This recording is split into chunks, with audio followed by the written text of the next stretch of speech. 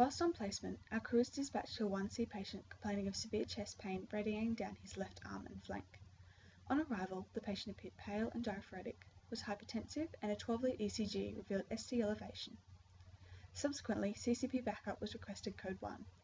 The patient was administered GTN, fentanyl, prophylactic ondansetron, and heparin with good effect. Aspirin was withheld due to prior patient self-administration. The hospital cath lab was pre-notified of the incoming patient, and he was transferred code 1 to the Royal Brisbane and Women's Hospital with suspected anterior STEMI. The diagnosis and management of this particular case was well outside my scope of knowledge. This was due to both the complex and time-critical nature of the case in question.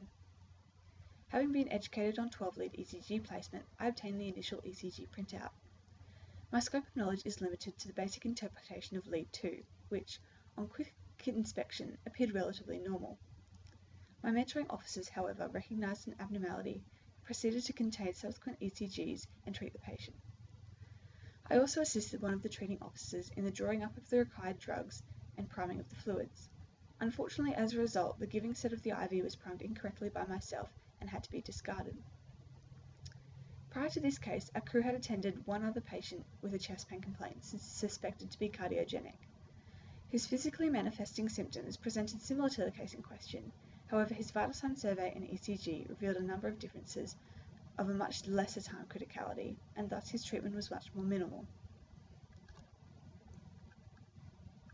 I believe I now have significantly better and additional skills in order to deal with similar cases, especially in terms of patient questioning and also better time criticality awareness.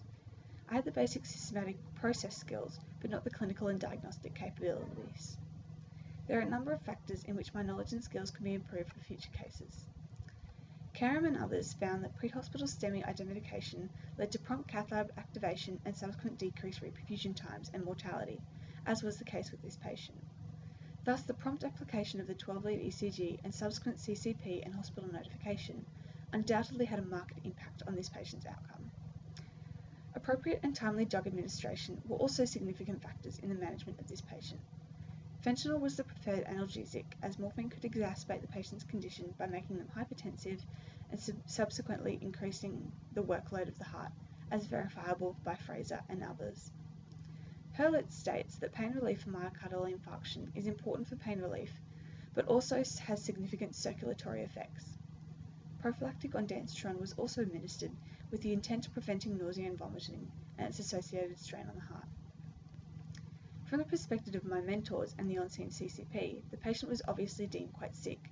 Due to the apparent relatively stable physical appearance of the patient, I was initially not very worried, until my mentors voiced their concern. Their vast clinical experience in dealing with such situations likely enabled them to identify and handle this patient so effectively. There are a number of ways in which I would change my clinical practice should a similar case present itself in the future. After the case, my mentors proceeded to show me again how to correctly prime a bag of fluids, and talk me through the mistakes I made. I was then able to practice this skill myself, and as such, I will be competent to do so next time. Pai and others found that self and peer reflection on a student's clinical practice helps to improve clinical competence. Due to this experience, I am also more aware of the importance of taking a moment to compose myself in order to act in a calm, systematic manner so as to help prevent mistakes occurring. This would be one of the major changes I would implement for dealing with all patients. Aside from the previous 2 points, future management of similar clinical presentations will be very similar to this patient due to QAS guidelines and clinical practice procedures and drug therapy protocols. Such structure and uniformity I found to be imperative for optimal treatment. Eben and others states that effective implementation and guideline adherence in practice leads to improved patient outcomes. As such, the importance of said procedures and protocols is now much more apparent and has resultantly encouraged me to continually re-educate myself in order to ensure I feel and act in a competent manner. In relation to the development of skills in successfully treating a similar patient in future, said clinical skills will develop over time. Gilbert and Brown suggest that clinical practice is vital for the integration of knowledge in the development of practical skills.